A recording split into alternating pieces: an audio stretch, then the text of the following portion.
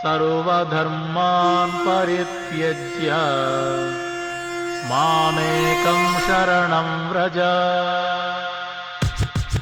The miseries of material existence and the most hopeless conditions of life is the best possible opportunity to turn to God.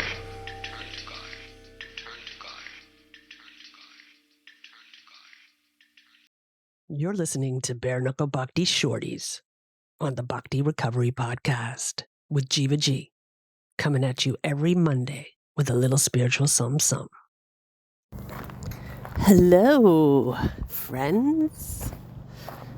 So, I am in England. I'm in the UK. I'm at the Manor, in case people out there don't know where the Manor is. It's in Watford. It is a beautiful old mansion, the Bhaktivedanta Manor. George Harrison donated to our guru Srila Prabhupada in 1973. And it's still here today, and it's a wonderful, beautiful place to visit. So we were doing a day retreat yesterday here. Bhakti and recovery. Wonderful. Such a good time. And after this retreat, I've been thinking about how grateful and how lucky I am I have a 12-step approach to everything.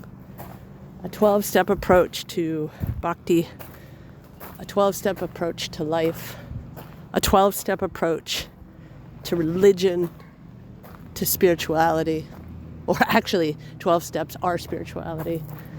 My bhakti practices are my tradition, and they fit wonderfully together. Both are saying the same thing.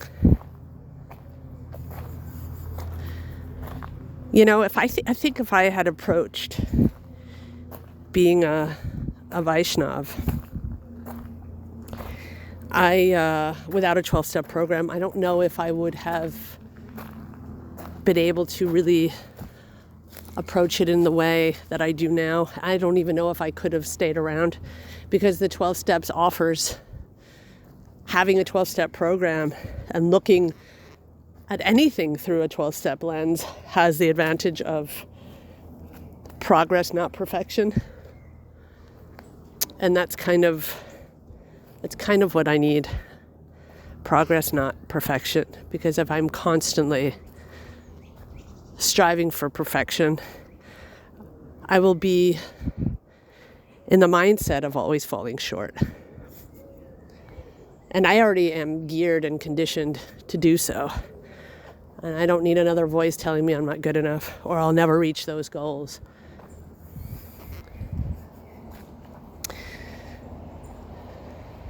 I'm also learning about working with others, learning to have feedback in a constructive way, learning how to do that, learning that sometimes there's times to hang the hammer, and there are times to be more diplomatic. There are times to be kind. I mean, this might seem like, yeah, duh to everyone, but not to me. I struggle with that. I struggle with that because when boundaries are not in place in the very first place, if the boundaries are unclear, and let's say we have a project, I don't know if anyone here works in groups, whether it's business, whether it's volunteer, whether it's a 12-step program, organizing, all of that. It is a very rare occasion when everybody is kind of doing what their dharma is and doing it so that everybody is getting along perfectly. So it's a very delicate process and requires a lot of self-reflection on my part. And what I'm learning is that sometimes letting go is actually not the right thing. The result, yes, I have to let go of the result. But letting go of something that I feel needs to be said or done, knowing that perhaps I do have the most logical and tangible answer, and that not being heard from a group, sometimes that requires a little bit more force. And I don't mean violent force, I just mean a little bit more, I would say just being more assertive, constant, and however each and every one of us do it. But for me, I have to do that in a way without being pushy. And then other times to say like, okay, that's not my area of expertise. I can sort of step back on that. And it doesn't have to go exactly the way I want it to go. So finding this balance has been I've had this situation over and over again, but I haven't had a situation where and I'm going to say this, and I mean this without ego, without arrogance, without anything, where I'm the one who has a specific expertise. Now that's recovery. And it's not been really listened to where it should be listened to. And it's been kind of difficult because I'm not the kind of person to be like, hey, I know everything, because I know I don't. But facts are, I've been in a program for 35 years. It's my life. It's been my life. And yes, in this case, I am the one with the most knowledge in this situation. So reflecting on the situation, and there's nothing bad has happened or anything. It's something that I'm noticing, and I'm noticing, I guess it's the lack of boundaries on my part, also the lack of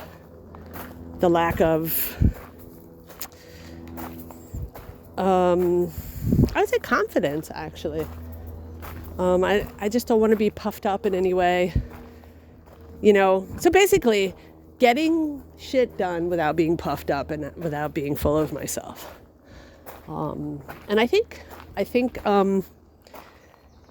even saying that, I really don't think that that's something that I do. I don't really think that I'm full of myself.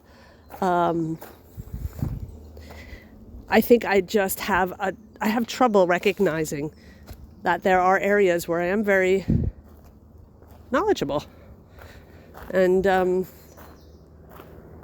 being able to embrace that actually and do it with some beautiful, arrogantless confidence. Maybe that's where it lies. That's why I'm talking here on this platform. It's actually really good for me to talk like this. It's easy. Whenever I get kind of realizations, I can just pull out my phone and talk to you guys. So, oh, there's a plane. I know you guys hear that. Sorry about that. Something I can't control, of course.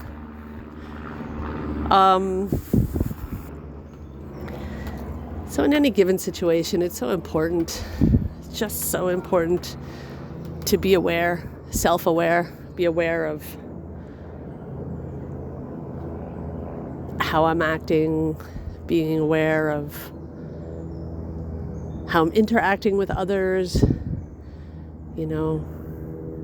thinking and looking before I leap in the order of ready, aim, and shoot, instead of ready, shoot, and then, oh, I didn't aim. So I thank you guys for letting me speak on this, because now I can sort of work it out for myself.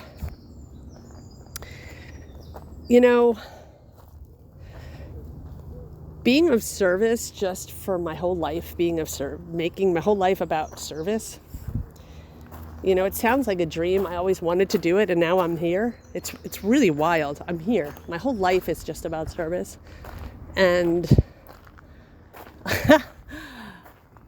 and there are so many beautiful things that come with that. And there are challenges too. It's not like the grass is greener. But I'm a very lucky person to be able to stand here and say that, and say I finally I worked my way to a point of where my dream was always just to be of service, especially since I've been in a 12-step program. I never really, the only reason why I ever worked was to get money so that I can support myself and. And I'm in a situation now where I am very poor, yes, and I don't have a lot of money, but I get by. And I'm in that position to get by. And I'm very grateful for that. God provided. Fear of economic insecurity will leave us. And it does at times, especially when I have enough. But yeah, it's insane, like I cannot believe that I'm sitting here in a position to give my life to service. I am so fortunate. And it's all because of two things. Being clean and sober today. Having a program. And having this life and service to true love of Godhead. Being in Krishna consciousness. I owe it to that. I owe it to God. So I'm eternally grateful. And I wanted to just share that today. I hope somebody could take something from this. Self-reflection in interactions. I don't know, maybe I was a little vague. I just didn't want to get too specific as far as just, I don't want to, I don't think that this is the platform to do that. It's just very important for me to self-reflect and to know, okay, my lack of confidence is my conditioning of that I'll never be good enough is playing the role here. And I'm trying not to listen to that. I'm not even trying, I am not listening to that. I'm just going through actions. And I think no matter what it is that any of us do, if we do it with the right intentions and we are self-reflective, we will see what is in our way in order to execute our intentions in a proper and loving, kind, and sometimes hammer-hanging way. It has to. Sometimes it just has to be that way. Recovery and Krishna consciousness and all of that, and nature itself and God itself is not just loving and kind all the time. Nature can be brutal. Nature is not asking you if you have a jacket when she snows. So I hope that makes sense. Anyway, my friends, I love all of you. And I hope you all have a wonderful day. And that was my shorty, Harry Ball. Thanks for listening. I hope you liked the Monday Shorties. Don't forget to check out our full-length episodes on Thursdays. If you like what you heard, spread the word. Peace out. सर्वधर्मान् परित्यज्य मामेकं शरणं Vraj. The miseries of material existence and the most hopeless conditions of life is the best possible opportunity to turn to God.